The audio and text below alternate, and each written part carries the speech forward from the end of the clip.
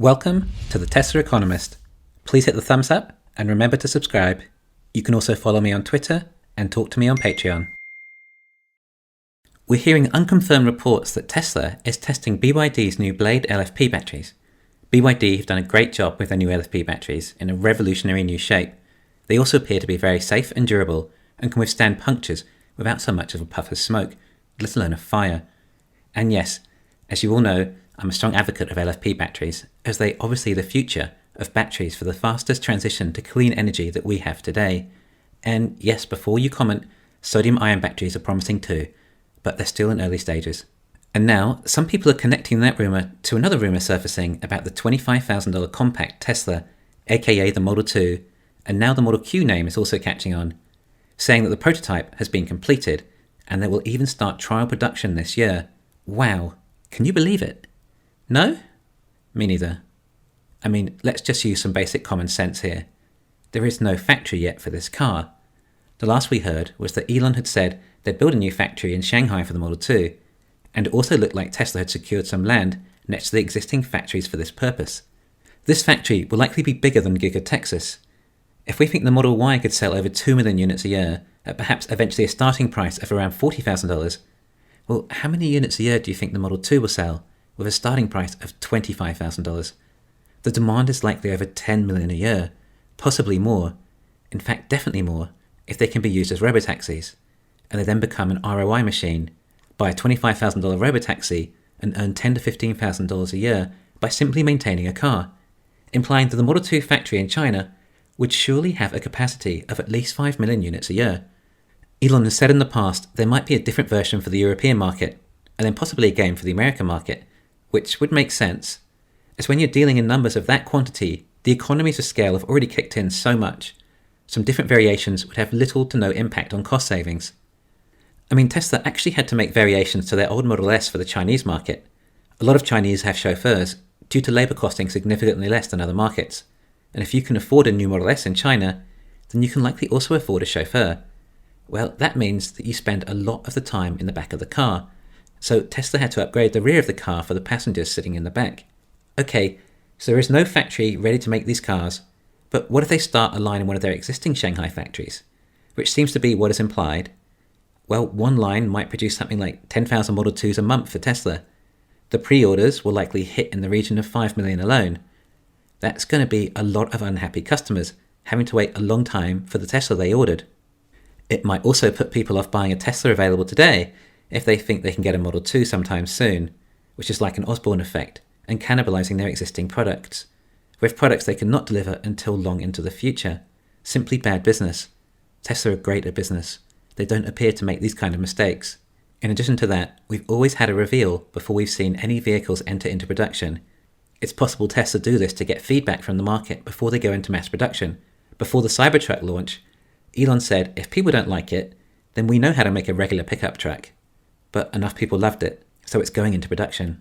Tesla can't start producing a Model 2 before it's been revealed, especially not when it's their most important vehicle.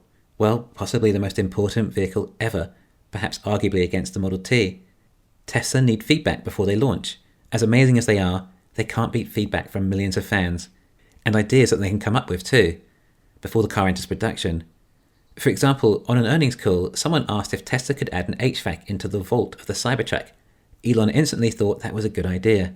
If, and that's a big if, they are in trial manufacturing, then I would say it would only be for R&D purposes, testing new ways of producing new designs in order to manufacture at a more rapid rate, smaller footprint, and at a lower cost.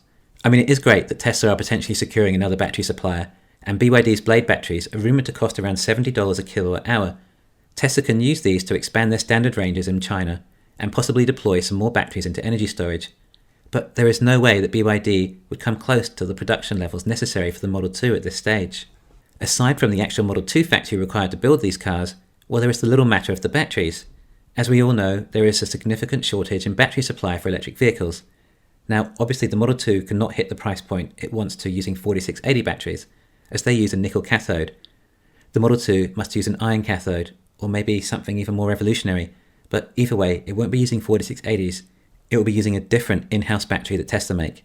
They might use sodium ion with an iron cathode, although then technically that wouldn't be LFP, I guess they'd be called NFP. And Tesla announced in Q2 earnings call that they'll be making their own LFP battery. Now, I was talking to Jordan from The Limiting Factor, a great YouTube channel that I highly recommend. Him and I think that Tesla's LFP batteries will be around $30 to $35 per kilowatt hour at the pack level. Now, I bet that a $25,000 Model 2 will have at most 40 kilowatt hours. It could even be in the mid-30s. Remember, this is a much lighter car. The Model 3 is using 54 kilowatt hours of LFP currently. This is CATL's LFP batteries. Well, remember all those great revolutionary new battery manufacturing techniques we saw on Battery Day? Obviously, Tesla's LFP batteries will be more energy dense. And if 54 kilowatt hours is enough for a Model 3 with those batteries, then 30 could be enough for a Model 2 with Tesla LFP batteries. Remember, the less batteries you have, then the less batteries you need, as the car becomes lighter and thus needs less batteries. And although aluminium does cost more than steel, the Model 2 could possibly be one die-cast mould, or at least that's what we're hoping, and Tesla uses their special aluminium alloy in their moulds, aluminium thus reducing weight further and requiring less batteries. Anyway, either way you look at it, the batteries are going to cost an insane $1,000 to $1,500 per car, and at an average of 35 kilowatt hours per vehicle, well, for 1 million cars, that's obviously only 35 gigawatt hours of batteries. But Tesla won't be able to get away with a production rate of close to only 1 million a year for long. The demand will be too crazy. When they execute, they would need a plan to reach 5 million units a year fairly quickly. But again, we're still only talking about 150 gigawatt hours of batteries a year. That's not a crazy amount. Once Tesla's 4680 lines are sorted and the Chinese LFP patent expires, it shouldn't take too long for Tesla to start their LFP production. Oh, by the way, this is the pivotal point of the company, their LFP ramping. Once that's achieved, the moon will be in the rear view of the stock price. Given this, it's highly possible that in 2023, Tesla could have enough in-house LFP batteries to cover the manufacturing for Model 2. But yes, CATL and BYD are also ramping up their LFP batteries, and given how small a battery size the Model 2 might need, well, these suppliers should actually be able to supply enough batteries for Tesla's Model 2. But bear in mind, Tesla will also require enough LFP batteries for about 2 million Model 3 and Y standard ranges a year as they expand.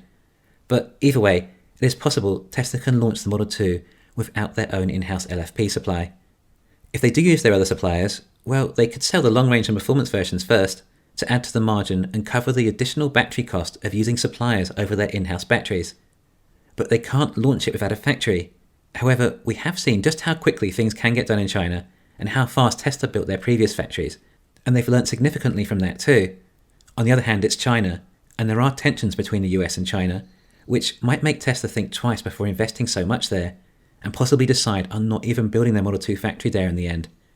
Although the Berlin site would have been ideal, I think Tesla had enough with the red tape in trying to do business in Germany.